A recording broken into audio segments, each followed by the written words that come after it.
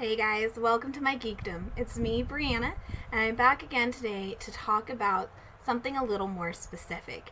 In our first episode, I really covered a wide variety of the things that I enjoy, mainly focusing on television, current TTRPGs, and two of the most current books that I've read. I was spending all day at work, ready and set to come home and record a quick individual episode on the pilot episode the season premiere of 911 called Eat the Rich. That changed throughout the day, as many things do, when I was checking out the current 2025 banned books list because I wanted to get a couple new books to see what's on that list, see what people are hating right now. And as I was going through the most banned books, by which I mean the ones that are banned currently in the most states, I came across one that is a favorite of mine. I'm going to use the movie because I've only ever owned it on digital. And that means when the movie came out, they updated the cover to the film cover. And that is The Duff, the film starring Mae Whitman. The book was written by, and I'm going to be checking my notes a lot today because I don't have that many, Cody Keplinger. Now, the reason why The Duff means a lot to me, I'm going to get into that a lot. I am filled with a lot of anger and emotion right now, and that is exactly how it should be when talking about banned books. All of them, for whatever reason, from To Kill a Mockingjay to The Hate U Give to The Duff. People are banning them for personal reasons, and I don't believe in any way, shape, and or form that it is to protect the children. It is to protect your personal beliefs and enforce them upon other people, which is in no way fair or acceptable in my world. Now, when it comes to The Duff, when it originally came out, I was fresh out of high school. I might have still been in my senior year, and I wasn't comfortable with who I was yet. I wasn't comfortable in my body. I was fine with my personality, but, being a teenager is hard. Being a teenager with glasses and a curvy girl, it's hard.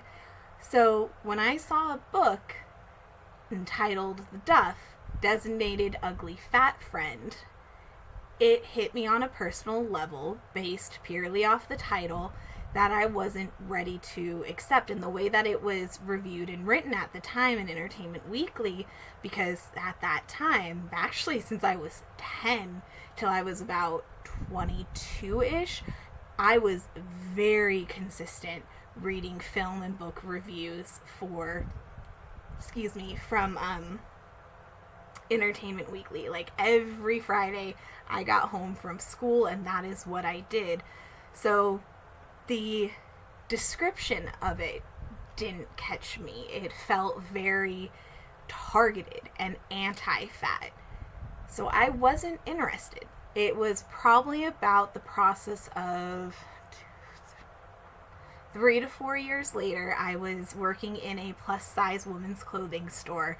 I had finally become comfortable with who I am. I started finding a style that wasn't just t-shirts and jeans. I am still very much a t-shirts and jeans kind of girl. I am in no way knocking it. It is my preference. But there's certain flair, certain things that make you, that you add to style, that make you more comfortable. So I was reaching that place, and I was literally working in a place where I was helping kids just a few years younger than myself get comfortable with themselves, and felt really confident being able to tell them, hey, your feelings about you are going to change because you won't be taking into account so much what your parents, your grandparents, your friends, what society is telling you. Something that hurt me a lot as a teenager and as a young adult was I would be out with friends, and there was one time in particular where we were stopped at a gas station, and the car next to us was filled with some cute guys, and when they drove away, I swear that the one waved at me. And I was feeling good about myself, which on a physical, visual level was not something I got a lot at 16 and 17 years old. But then my friends immediately were like, oh, they're waving at Steven, who is a friend with long hair. Pretty much all the guys I hung out with had longer hair. And rather they were joking or even took into account for a second that they might have been looking at me, it hurt. That the assumption was, joke or not, that they saw Steven with his long hair, and he was more likely to be the target of somebody waving or whatever it was, whatever the indication was, than me. Because it wasn't the first time, and it wasn't going to be the last time. The second one that hurt a lot was with my father at Disneyland. The chances of a 20-something guy waving and winking and flirting from a distance with a 40-year-old man versus the 20-something woman with the big boobs was very low, but not in my father's world. So I was in a position, and it wasn't the first time that my dad had done that. In his world, it's more likely for anybody to acknowledge him and be attracted to him than it was for anyone to acknowledge or be attracted to me. So before I really had that self-confidence rooted in me versus just the pretend confidence, the title The Duff, Designated Ugly Fat Friend, really hurt. So once I gained that confidence and the book came across my to read suggestions, however it came across, I picked it up. I've read this book 4 or 5 times since then, and I strongly recommend it for any teenager, because it's not about actually being the fat friend. It is about those interactions and the confidence we lose in ourselves and the toxic ways that we search for validation because we're not getting it currently from our friends and family, and we haven't developed the ability to have it in ourselves. The story centers around the main character, Bianca. She's not even fat. I can't fully recall. I'm telling you, I'm coming into this without having done any fresh research, or, normally I'd like to reread the book again. So I'm doing this off of my memory. But Bianca is part of a friend group with 2 other girls who are much more athletic and classically beautiful. I believe one is Latina, one is blonde, one is sporty, one is fashion, and she's just sort of in between. And their town has a local bar that turns into a teen club on weekends, so they go out to that a lot. And Bianca is, throughout the book, because she doesn't start this way, she is given a class assignment to work with, and I mean this in the most loving way because I really love the character of Wesley Rush. He is the school slut. He is that guy that all the girls in this book, or almost all of them, has slept with.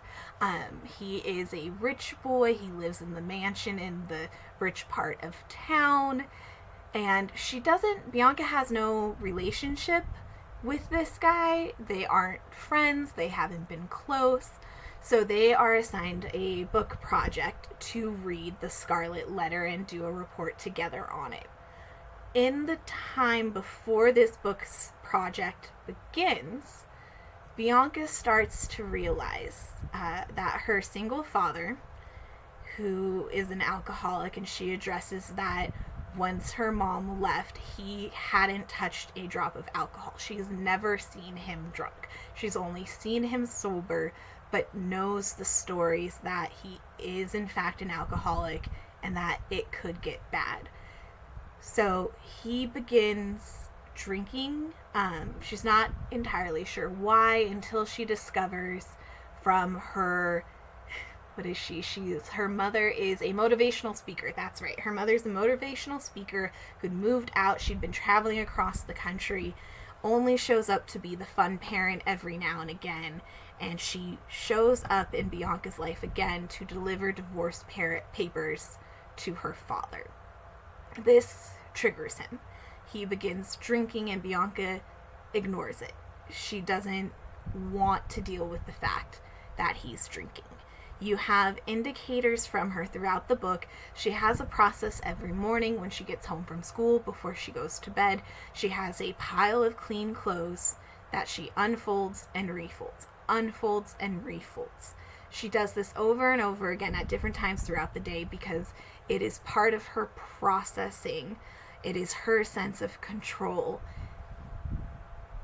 As the story continues and things start to fall apart between her and her friends, I can't recall the reason why, she uses Wesley in a moment of desperation. She kisses him while they are working on their project.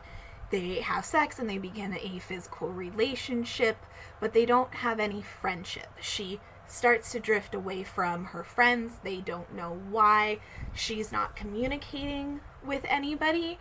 She's just straight up in this relationship, and she starts to slowly learn more about Wesley, his little sister, the fact that his parents are constantly out of town, and how he and his sister feel abandoned by them, how his grandmother is trying to turn his little sister against him because of his man-whore ways. There is a character whose name I can't recall. Let me see if I can look it up real quick. She's played by Bella Thorne in the film Madison, who would be the female version of Wesley. Everybody considers her really slutty and she sleeps around a lot. And at one point in the book, there's a rumor going around about her being pregnant. And Bianca's talking to her in the bathroom and comes to this realization that that could be her. She has been acting recklessly, without care, without thought, and without any real emotional connection or feeling towards Wesley because of what she's trying to hide from, to get away from. At one point, Wesley comes over to her house. They have a little bit of fun upstairs. And then she hears her dad come home because they're supposed to be working. They are not working.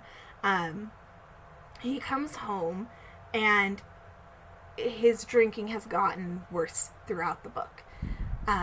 When they come down the stairs, Wesley, the dad says something to Wesley. No, he calls Bianca a slut and a whore and demands to know what they were doing upstairs, and Wesley punches him and leaves. Bianca encourages him to get out, to leave, and I think that's when she meets Madison in the bathroom after that, and she throws up this wall between her and Wesley. Her two friends have finally gotten through to her, like, hey, what is going on? We're not seeing you or feeling like there's no connection between us right now.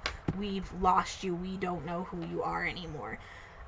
Bianca, in her attempt, in the book, Toby, there we go, she has a crush on a nerdy guy named Toby. And when I say nerdy, I mean that they are in an AP government class together, and he's got the glasses, the sweater, like, he is the definition of dork from an 80s film. So this is the guy that she's into. She learns that he's broken up with his girlfriend, and they go out, they start to see each other. She reestablishes her relationship with her friends, completely breaks off her relationship with Wesley, and she's trying to capture with Toby what is not what she had with Wesley. There is a connection and understanding because of the pain in his life, because of the issues with his parents, the fear of losing his little sister, that she understands and that she feels because of her relationship with her father, and the fear she admits to, I think it's her mom, it's either her mom or her friends, that she was scared to say anything about his drinking because it would make it real. She didn't want to bring it up. She would rather be in this relationship with Toby that's fake. It's making her friends happy, even though she's discovering she really doesn't enjoy it. There is a catalyst that I can't recall where they break up. I think Toby gets back together with his ex, and she and Wesley reunite. The point is that it is a journey about the difficulties of and the fear involved when you are a teenager of talking about the serious things. Her mom might be scatterbrained and not present, but she was responsible enough and understood enough to be able to, she would have been able to be there for her daughter, to talk her through what was going on with the dad and help the dad get the help that he needed and contact with his sponsor again. But she didn't have that comfort. Her mom abandoned her and her father, is how she feels, which is frankly true. Her friends, she views them as having this completely different life of not being able to relate. She's not thinking about whatever problems they have, which I don't think we really learn. I recall that there's a sleepover moment at one of their houses, but it was really exploring how, as a teenager, you are so involved in you. And it's not always a bad thing. It's just that you don't really have an awareness yet of the issues others have because you're caught up in your own. And the Duff is expressing the importance of open communication and how things can become really bad when they're not handled properly.